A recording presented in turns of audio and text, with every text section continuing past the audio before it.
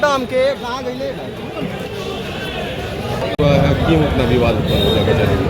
जय शिव शुक्ला जी के आराजी नंबर में PWD द्वारा सड़क बनाई जा रही है।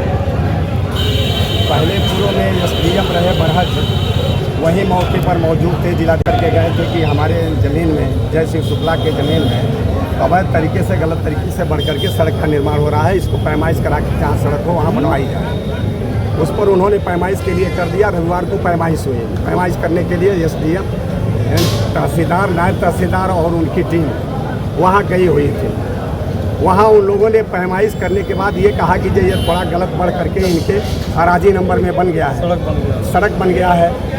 इसके बाद यहाँ पहले पूर्व में SDM रहे बरहज ने, उन्होंने भी कहा है कि 10 कड़ी के करीब चौड़ा इनके ज़मीन में बढ़ करके सड़क का निर्माण हो गया है और वो 250 फुट लंबा है। हमने ये कहा कि जब बताइए 250 फुट लंबा और 10 कड़ी चौड़ा यदि सड़क आपके ही चक में यदि वो बन जाए तो आप क्या करेंगे? तो उन्होंने कहा कि अब बन गया है, मैं तो कुछ नहीं कर सकता हूँ, आप जाइए हटिए यहाँ से जाइए। ये शब्द उनका था। हमने कहा कि यही तरीका है आपको हटाने का। इसी को लेकर के उन्होंने कहा कि हटते हैं कि नहीं, इसी पर लेकर के उनसे बात प्रतिवाद हुआ है।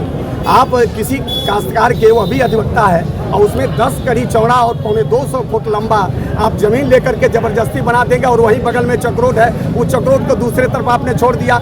हमने कहा इस पर क्या कर सकते हैं आप ये बता दीजिए। उसी पर वो नाराज़ हो गए। उन्होंने गलत तरीके से मेरे साथ पेश आया, जबकि वो जानते हैं कि मैं डिस्ट्रिक्ट बार एसोसिएशन का अध्यक्ष हूँ, सिंहासन गिरी मेरा नाम है। या जानने के बावजूद भी वो मेरे साथ जो है बदतमीजी से पेश आए हैं। इसी को लेकर के अधिवक्ताओं ने आक्रोश व्यक्त किया है, जो उनसे कहा है कि आप आकर के माफ़ी मांगिए, लेकिन वो माफ़ी भी नहीं मांगे। अपने गलत तरीके से, गलत भाषा का जो इस्तेमाल किया है, इसी को लेकर के अधिवक्ता आक्रोशित है। और उनके न्यायालय का भी डिस्ट्रिक्ट बार कलेक्ट्रेट, जिला कलेक्ट्रेट बार ने भी उनका बहिष्कार किए हुए है कि अधिवक्ता भवन, ये अधिवक्ता चैम्बर है, इसमें गलत तरीके से अपने अथी को ऑफिस बना रहे हैं, जिसको लेकर के आज भी प्रस्ताव हुआ है। उनके न्यायालय में भी लोग जा करके कहें, लेकिन वो माने नहीं है। उनके साथ भी गलत तरीके से वो पेश आए और तमाम तरह की धमकी देने का काम किया है। इस तरह के ऐसे जिलाधिकारी से, और यहाँ इतना ही नहीं है, आप जान लीजिए, यहाँ बंदूक के वरासत में वो 50-50 हज़ार रुपया लेने का काम करता है। 1 लाख रुपए यहाँ यदि वो हरिजन के परमिशन के ज़मीन में परमिशन लेने का लाभ 1-1 लाख रुपया ये आदमी लेता है,